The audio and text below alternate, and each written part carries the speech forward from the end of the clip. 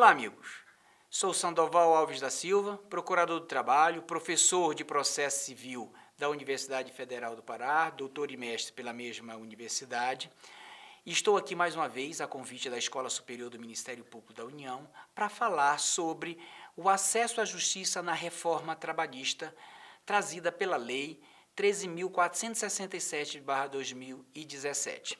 E vou fazer essa análise não sobre todos os artigos, mas apenas alguns. Os parágrafos 3º e 4º do artigo 790, sobre o enfoque do mínimo existencial para o acesso à justiça gratuita, o artigo 790b, 791-A e parágrafos 2º e 3º do artigo 844, sobre o acesso à justiça laboral e o princípio da sucumbência implantada por esta lei, os parágrafos 2º e 3º do artigo 8º, o artigo 702, inciso 1F, e parágrafos 3º e 4º do mesmo artigo, sobre o enfoque das limitações de interpretação judicial trabalhista, sempre sob o viés do acesso à justiça, em especial da justiça social, as restrições inconstitucionais e contrárias às convenções internacionais de direitos humanos trabalhista de acesso à justiça, as violações de princípios da independência funcional, da justiça laboral, unidade de jurisdição, dentre outros.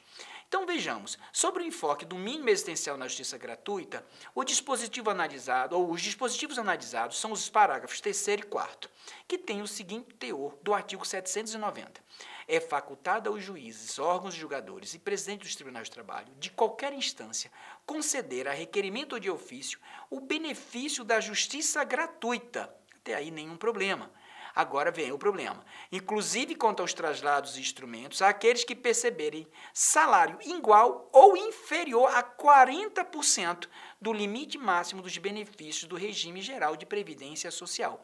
Vou demonstrar que esse limite é aquém do que poderia ser considerado alguém hipossuficiente na justiça do trabalho. E diz o parágrafo 4º, o benefício da justiça gratuita será concedido à parte que comprovar insuficiência de recursos para o pagamento das custas de processo, de tal forma que a lei foi muito tímida nessa hipossuficiência, de forma até que demonstrar sua hipossuficiência, mesmo tendo uma presunção legal. O segundo aspecto, que é o acesso à justiça laboral e a inserção do princípio da sucumbência, trazida pela Lei 13.467, de 2017, tem o artigo 790b, com o seguinte teor: a responsabilidade pelo pagamento dos honorários periciais e da parte sucumbente na pretensão do objeto da perícia, ainda que beneficiária da justiça gratuita. Diz o parágrafo 4º que somente no caso em que o beneficiário da justiça gratuita não tenha obtido em juízo créditos capazes de suportar a despesa referida no caput, que são os honorários periciais, ainda que em outro processo a União responderá pelo encargo, de forma sucumbente. Primeiro eu tenho que acessar ao trabalhador, só depois eu vou atrás da União na justiça gratuita.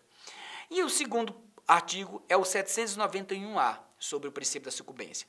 Ao advogado, ainda que em causa própria, serão devidos honorários da sucumbência, entre 5% e 15%, do valor da liquidação ou do proveito econômico obtido. O parágrafo 1º diz que nas ações em que a parte estiver assistida ou substituída pelo sindicato de sua categoria, também são devidos os honorários. E o parágrafo 3º traz a perspectiva de que, na procedência parcial, o juiz arbitrará os honorários da sucumbência recíproca e é vedada a compensação entre os honorários.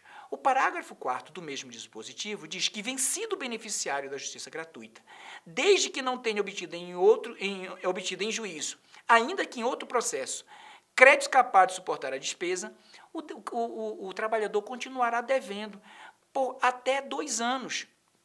E se porventura ele entrar por esses 2 anos postulando alguma coisa e tiver direito, será compensado dos honorários periciais e dos honorários da sucumbência do advogado. E isso é devido, inclusive, em reconvenção. De tal sorte que, se um reclamante propõe uma ação e a empresa propõe uma reconvenção, ele pede na reclamação e na reconvenção, ele deve os 2 honorários da sucumbência, que vai consumir seus créditos alimentares, que possivelmente ele ganha nesse processo, e em outro processo durante 2 anos, impedindo que ele acesse a justiça laboral para outras violações do direito do trabalhador. No mesmo modo, os parágrafos 2º e 3º do artigo 844 diz que se ele ficar ausente, se ele se ausentar na reclamação, na primeira audiência, será condenado ao pagamento de custas ainda que ele seja beneficiário da justiça gratuita. E ele só pode entrar com uma nova ação, uma repropositura da ação, se ele depositar em juízo o valor proveniente dessas custas.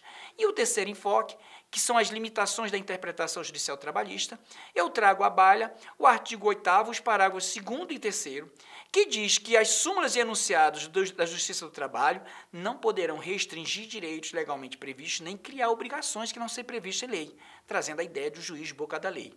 E o parágrafo 3º traz a ideia do juiz boca do negociante mais forte, que diz que no exame da convenção coletiva ou acordo coletivo do trabalho, a Justiça do Trabalho só analisará os elementos essenciais do negócio jurídico nos termos do Código Civil e balizará sua atuação pelo princípio da intervenção mínima na autonomia da vontade coletiva, ou seja, prevalecendo o mais forte, porque o juiz não pode. Será o juiz o boca do negociante mais forte.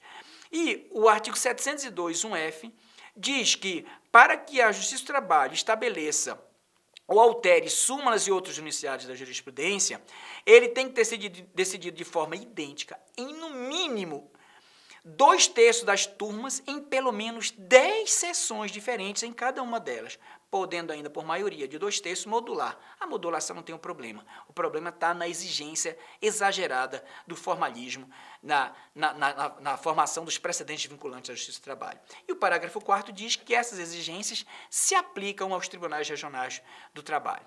Bem, traçadas essas premissas, eu quero trazer aqui a percepção desses artigos à luz do acesso à justiça. Mauro Capelletti, na década de 70, fez uma análise mundial do acesso à justiça, verificando a crise, estabeleceu 3 grandes entraves. Primeiro, são os elevados gastos econômicos e os ônus temporais, demora muito tempo, e para isso ele trouxe várias pesquisas. A ideia de que tinha conflito de massa e o processo não estava preparado para defender os direitos difusos e coletivos e que tinha litigantes habituais, de tal sorte que esses litigantes habituais estavam tendo economia de escala, estavam fazendo relações informais com os membros das instâncias decisoras e estavam fazendo testes de estratégias em cima desses processos. E veja, Capelletti trouxe, portanto, ideias para superar esses óbices. Ao custo econômico elevado, ele defendeu a justiça gratuita, que se propagou por todo mundo. Para os conflitos de massa, dos direitos coletivos e difusos, ele propôs um modo de ser do processo, que hoje nós temos o processo coletivo, a tutela coletiva, para proteger essas violações. Em relação à terceira percepção dos litigantes habituais, criou uma percepção de uma justiça social para proteger o hipossuficiente, o litigante não habitual, que é o caso do trabalhador, do consumidor e todos aqueles que são juizados especiais, aqueles que sofrem microlesões ou lesões e não têm como proteger seus próprios direitos. Percebido, portanto, que é necessário se permitir o acesso à justiça, faz-se necessário que o Estado seja moldado a atender isso, a ter uma justiça gratuita, uma justiça social, a fazer uma adaptação do processo para atender os conflitos de massa. E com isso nós podemos analisar sobre as concepções de Estado. Por exemplo, nós temos a concepção de Estado liberal, ou Estado mínimo, vindo da Revolução Francesa, que prega a não intervenção dos negócios privados. O Estado não deve intervir, o mercado por si só faz justiça. E isso se revelou fracassado com as revoluções industriais, a Revolução Russa e as grandes guerras mundiais, demonstrando que o Estado necessita fazer intervenção quando as forças não forem equiparadas no mercado. Exemplo entre indústrias e empresas e consumidor, exemplo entre capital e trabalho.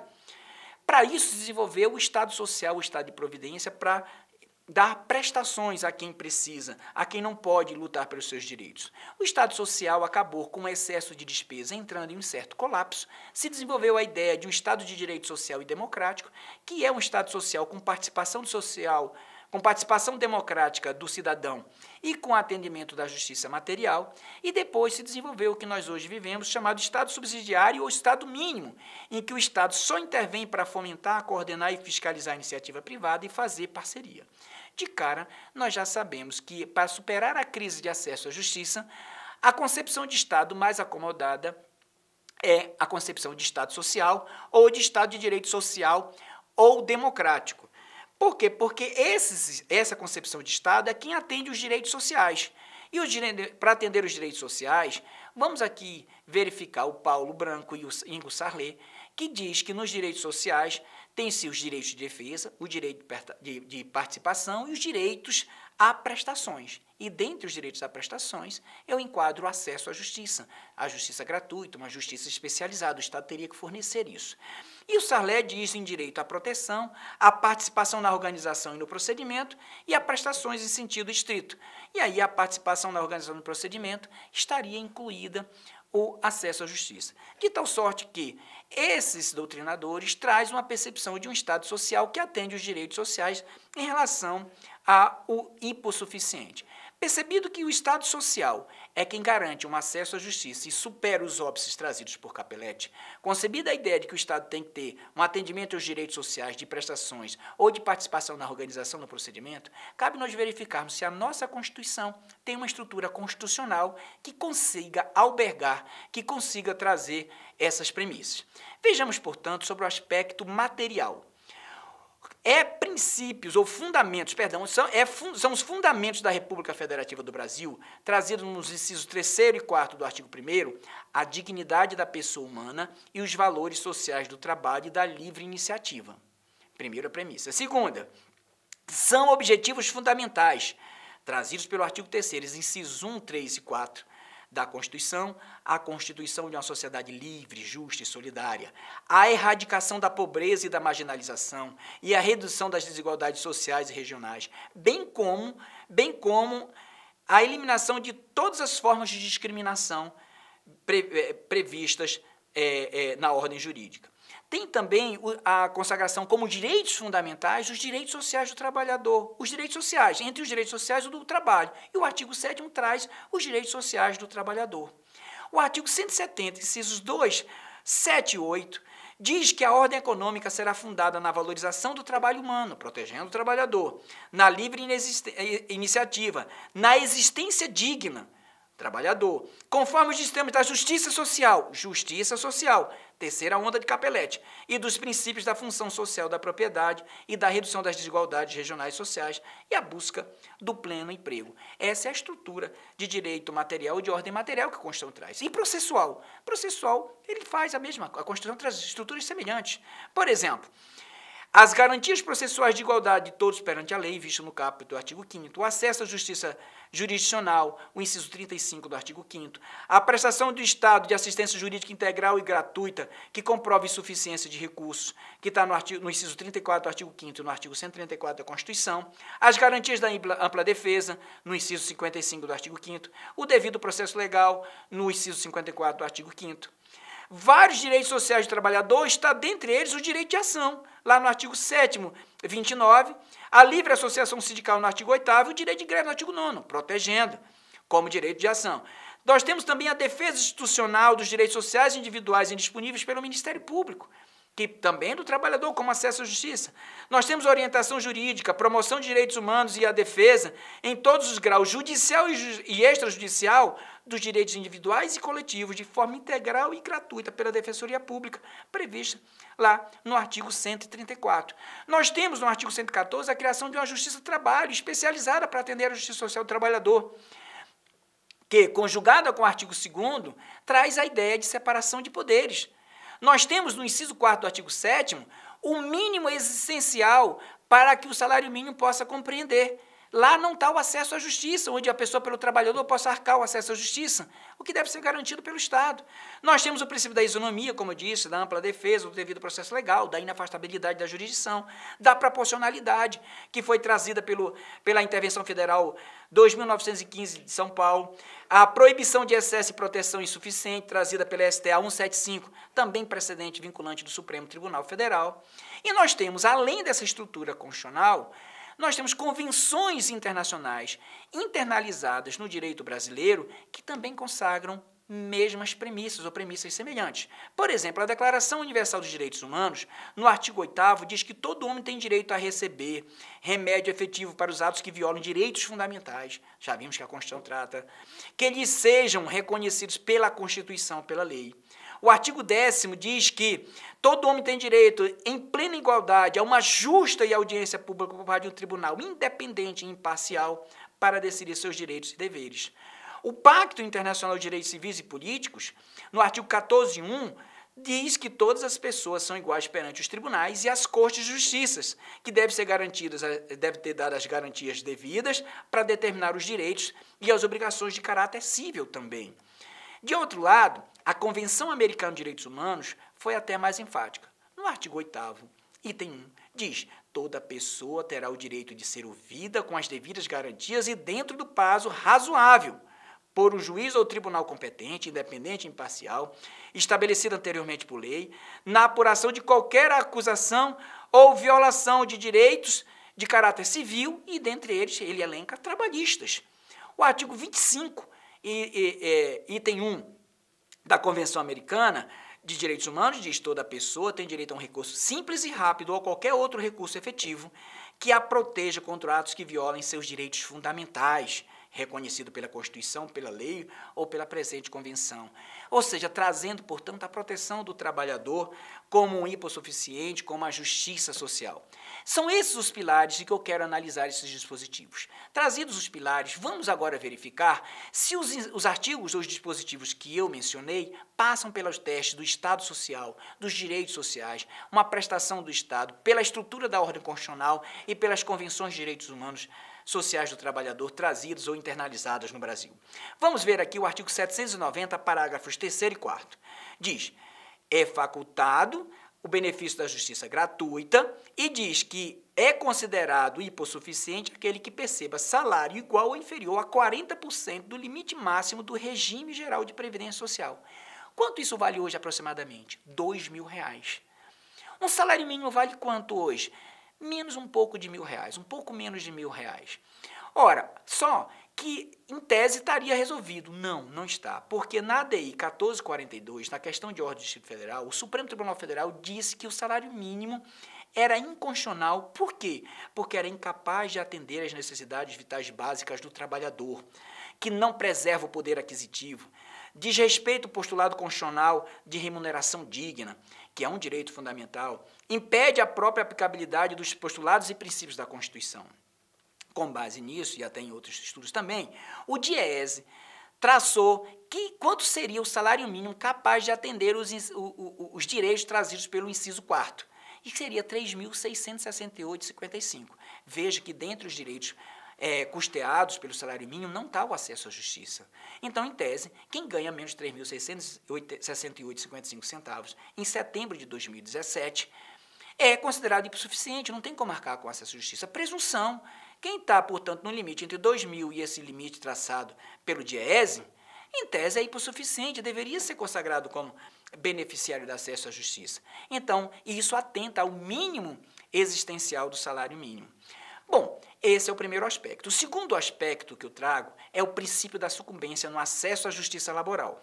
O artigo 790b e o artigo 791-A traz, respectivamente, para quem for sucumbente, se o trabalhador for sucumbente também, ainda que seja beneficiário da justiça gratuita, a responsabilidade pelo pagamento dos honorários periciais e dos honorários sucumbenciais. Logo, ele deve arcar com isso, como se o cara já está numa ideia de hipossuficiência econômica, de hipossuficiência jurídica. E diz ainda o parágrafo 1º do artigo 791-A, que serão devidos honorários de sucumbência nas ações de tutela coletiva que for assistida ou substituída pelo sindicato de sua categoria, ainda que seja em direito coletivo, atingindo a segunda onda renovatória de que Cabelletti falou em 1970. Fala ainda em procedência parcial, e, portanto, sucumbência recíproca, onde é devido. Então, eu posso ter um processo em que o trabalhador ganhe parcialmente e ele saia devendo, porque os honorários e as perícias que foi imputado a ele consumam os créditos. E mais ainda, mesmo que seja ele tenha créditos insuficientes no mesmo processo, ele ficará com débito de até 2 anos, que se ele acessar e tiver direitos, serão compensados pelos honorários da sucumbência e pelos honorários periciais, que pode vir de uma reclamação trabalhista em que o trabalhador foi sucumbente, pode vir de uma reconvenção pela empresa que o trabalhador foi sucumbente e que precise de honorários periciais. Isso demonstra uma perspectiva muito ruim de acesso à justiça ao trabalhador. Ainda na mesma premissa de princípio da sucumbência, onerando, portanto, nós temos os parágrafos 2º e 3º, que diz que, na ausência do reclamante, ele será condenado ao pagamento de custas. E para ele renovar a demanda, fazer uma repropositura, ele tem como condição o pagamento dessas custas para essa nova demanda, onerando ainda o trabalhador. Veja, que inconstitucionalidade nós temos, que violações nós temos? Nós temos várias. Por exemplo, pesquisas demonstram que o princípio da sucumbência torna a justiça até 2 vezes mais cara do que a justiça gratuita. Estados Unidos e Japão, por exemplo, não tem princípio da sucumbência, cada um paga a sua parte e pronto, e acabou. Na Justiça do Trabalho brasileira, como funcionava? O advogado do reclamante assumia os riscos do insucesso, por exemplo, se perdesse, ele não receberia honorários nenhum. Se ele ganhasse, que seria do sucesso, ele receberia o pactuado com o trabalhador. E a empresa arcava com seus honorários, não tinha, portanto, sucumbência alguma. Agora, o que é que nós vamos ter? Nós vamos ter uma empresa que pode arcar com a sucumbência quando for o trabalhador e o trabalhador sem condições de arcar com a sucumbência quando a empresa for a vencedora, tornando, portanto, 2 vezes mais cara para o trabalhador, que é hipossuficiente. Para a empresa pode pagar, tudo bem, mas para o trabalhador, como é que ele vai pagar? E ainda, comprometendo outros processos, que ele tenha créditos alimentares.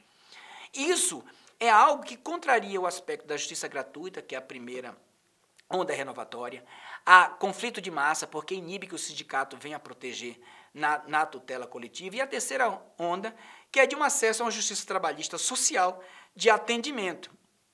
Isso, portanto, fere a ordem constitucional, a ordem convencional e o acesso à justiça laboral.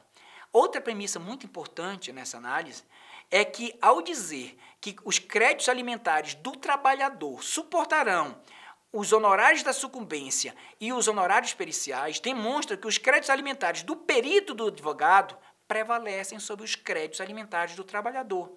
Veja, eu tenho a Justiça do Trabalho para proteger um trabalhador que chega lá e eu tenho seus créditos alimentares preteridos em relação aos créditos dos advogados sucumbenciais e os créditos periciais, o que parece um contrassenso sem tamanho. É algo que demonstra uma ponderação legislativa inconstitucional, contrária à Convenção de Direitos Humanos. Isso traz receio do trabalhador de ir à justiça, portanto, vai ter que suportar as violações trazidas por essas negociações, trazidas por essa reforma demolidora da Justiça do Trabalho. Isso viola o direito de ação do trabalhador, a assistência gratuita e institucional da Defensoria Pública, a isonomia, a ampla defesa, o devido processo legal, a inafastabilidade da jurisdição, proporcionalidade e a proibição de excesso ou de proteção insuficiente, porque protege o trabalhador de forma insuficiente, inconstitucional e contrária às convenções que já elenquei. Como terceiro e último enfoque, eu tenho as limitações da interpretação judicial trabalhista. Veja, certa perversidade, formalismo exagerado. Diz o parágrafo 2º do artigo 8º que súmulas e outros enunciados de jurisprudência da Justiça do Trabalho, seja do TST como dos tribunais regionais, não poderão restringir direitos legalmente previstos nem criar obrigações que não estejam previstas em lei, trazendo a ideia do juiz boca da lei. O parágrafo 3º diz que no exame da convenção coletiva ou acordo coletivo de trabalho, a Justiça do Trabalho só analisará exclusivamente os elementos essenciais do negócio jurídico trazidos pelo Código Civil. Ou seja, uma relação livre, não tem diferença, né? Trabalhador e capital estão no mesmo patamar, é a premissa que a reforma traz. E balizará o juiz sua atuação pelo princípio da intervenção mínima na autonomia da vontade.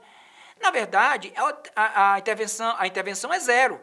Isso mostra que o juiz vai ser o boca do negociador mais forte. Entre capital e trabalho, é muito fácil ver que o capital é mais forte que o trabalho e o juiz não poderá interferir para compensar a hipossuficiência do trabalhador nessas negociações. Assim entender que é constitucional, que eu entendo que é inconstitucional e contrária, deve ser afastado essas normas pelas razões que estou tecendo agora há pouco. Diz ainda o artigo 702, inciso 1F, que a Justiça do Trabalho, ao estabelecer ou alterar súmulas, deve fazer isso, deve atender às seguintes formalidades. Já tenha sido decidido de forma idêntica, por unanimidade, em no mínimo 2/3 das turmas, em pelo menos 10 sessões diferentes, em cada uma delas, podendo ainda modular os efeitos, isso daí não é problema.